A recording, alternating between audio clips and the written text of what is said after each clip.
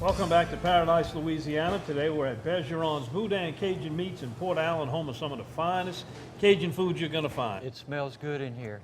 And with us is Gary Krause today. And Gary, you had a slam dunk bass fishing trip in Venice. And a lot of people, when they hear the word Venice, they think of blue marlin, tuna, great duck hunting down at Paso Loop. But bass fishing, one of the best ecosystems anywhere. Yeah, and it is really healthy. And the first thing that I was pleased to see, we've had all the bad news about the Rosso cane dying. The Rosso cane looks like to me, it grows from the inside of the stalk out. The stalks were brown in a lot of cases, but the cane is growing and it looks fairly healthy. But Gary, right this time of year, football season, I can remember making trips right now. They got a lot of tournaments to be coming up. Right. But this is the time right now, because then when duck season gets here, you can do both. Well, actually, it's not perfect yet. You have to do a lot of running to finally find what you want to look for to fish. We figured that the river was still maybe 6 inches too high. It's 3.5 feet at New Orleans right now. So a lot of the areas, the water was still way back up in the cane. They've got at least 3 dredges working at Paso Lutra and at head of passes. So that's creating dirtier water. So we just kept running passes, run off the pass into a small pass. We may make 3 or 4 turns just following the GPS, just following the map. And this was an area that I had not been into. Ryan Lambert said, hey, go down in this area. A friend of mine caught fish. Well, Jeff Brule in his boat, me in my boat, plus we had a third one that was following us. We went down in there, we didn't catch a thing. So they want to head back upriver. And I'm like, man, I just ran 30 miles. I'm gonna stay down here. I'm gonna move around and see if I can find something. And I didn't move maybe 15 minutes just running around the passes and looking. And I told my son Jordan and his friend Jeff, that only his second time to ever go fishing, I said, this looks good. We're gonna try it right here. And I mean, as soon as we started pulling in bass, and they were footballs. I showed Jordan something and Jeff the second day. The ecosystem, because of the high river water that we haven't had a big saltwater push in a couple of years now. The aquatic vegetation is healthy. If you can get up into some of the ponds, that water is so clear you can see the bottom. In fact, I think it's a little bit too clear for the bass right now. But these fish have been growing so much. So much food. So much food. Their mouths are smaller than you would think. You catch a 2.5 to 3 pound bass, you think their mouth is going to be that big around. Their mouths and their heads haven't caught up with the body. They are so heavy for their size, it's incredible. And when I looked at my live well, I mean, I threw some fish in, let's see what we're catching, because the boys wanted to, keep some. I had full-size brim. I had crawfish that were just as red as they come out of a pot of boiling water. I had shrimp. Crabs, definitely. I had a couple of small crabs.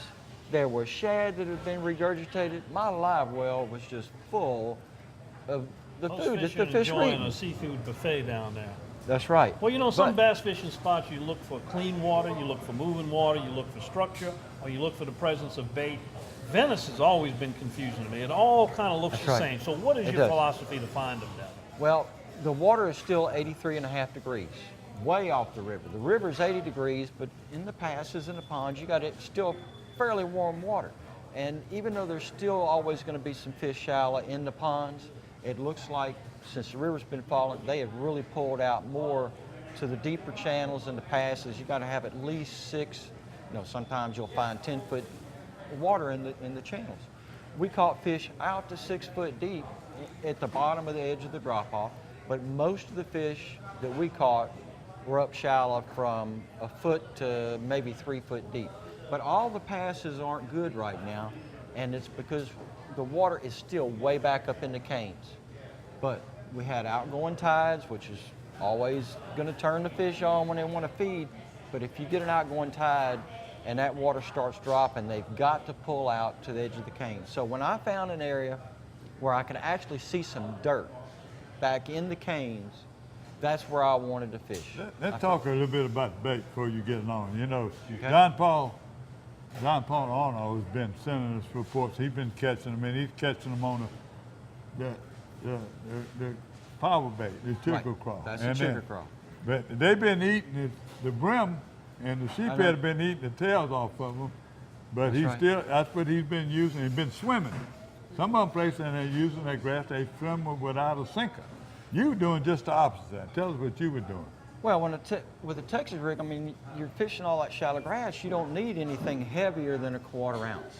So I was throwing a crawfish. Now, I like, if the water's really clear, this is watermelon red magic.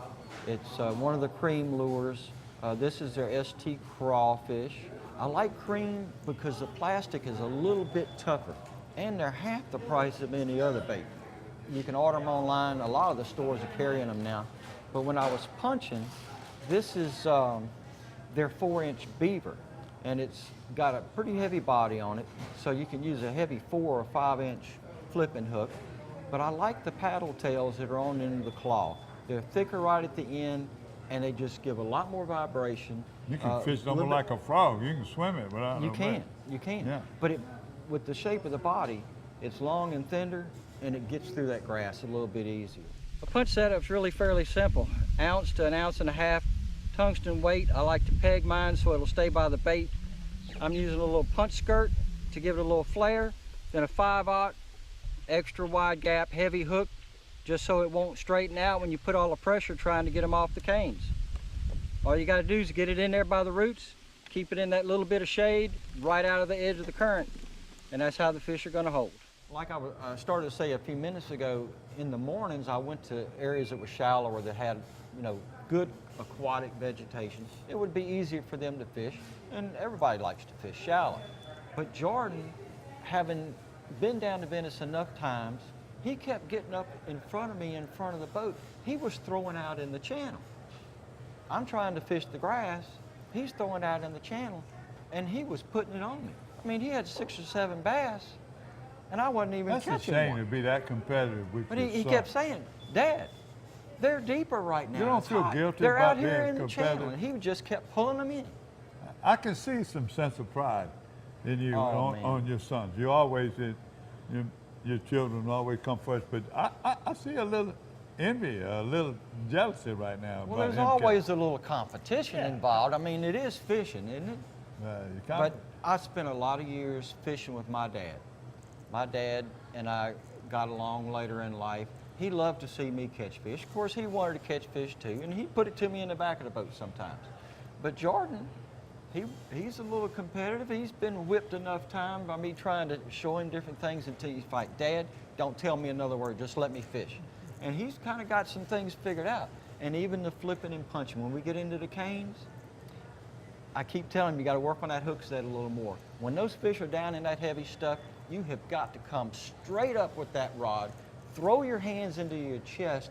You got to get the head of that fish turned up so that you have a chance to get it over. And Jordan, he'll get it sometimes, then he'll get a little lazy, and he wants to slap me in the face with the rod with one of these sidearm hook sets, and then he'll end up losing the fish because it's all tangled up in the stuff. But he's got it. So when the water's back in the cane, you got to use something heavy enough that you can knock the cane leaves, the stalks, and get back into the base where they're all going to have some protection from the current. But once that tide starts falling good, those fish move out. Now you've got just a drop off in front of the cane, got a little bit of a shelf, it's like 1.5 to 3 foot deep before it really falls off. Then you can go to more of a Texas rig. You don't have to use a heavy baits all day long. And like a lizard, but this is a missile bait D-bomb destroyer. I like the D-bomb because it's fatter. It kind of slows that fall a little bit, stays in that strike zone a little longer. It's got a nice rib body, it's kind of soft. But even more so than a lizard, the tentacles on this thing, it has so much action when it's falling, when you move it, you're swimming in the almost water. like a brush hog, well, a fat brush hog. 'Cause It's the real most long. action on a soft plastic I've seen. Let me ask you one more question.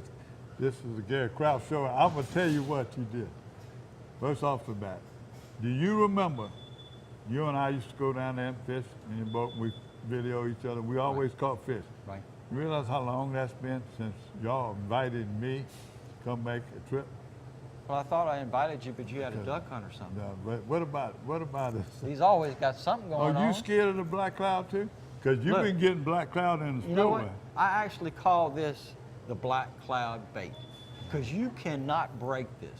65-pound braid, an 1.5 ounce weight peg, and a 4 or 5/0 straight shank flipping hook.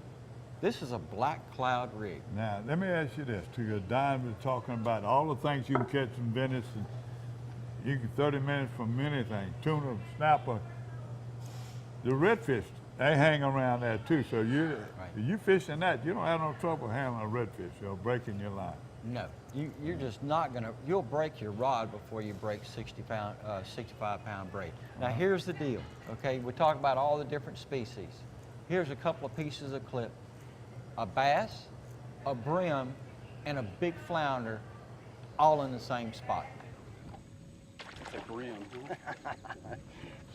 Look at the size of this. All right, Ryan Lambert, you were asking what size the brim were. If you can catch them on a 6-inch worm, I think they're big enough to come fish for them. Look at that. Pretty brim. Don't tell me. It's a flounder. A flounder. Oh, whoa. Just swim with him. Swim with him. Watch the rod. Don't try and pick him up. Just lead him. Just lead him. Come on. Turn his head. Pick him.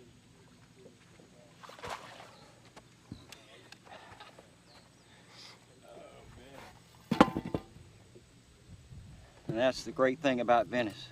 In the same spot, same bait, we caught bass, we caught a big brim, and the very next cast, catch a big old flounder.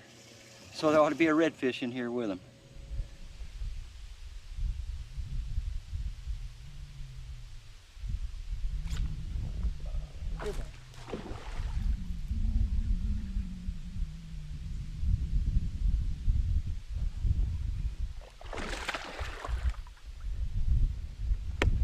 And it's fish like that.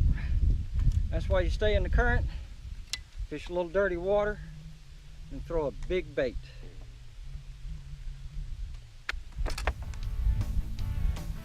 Nice chunk.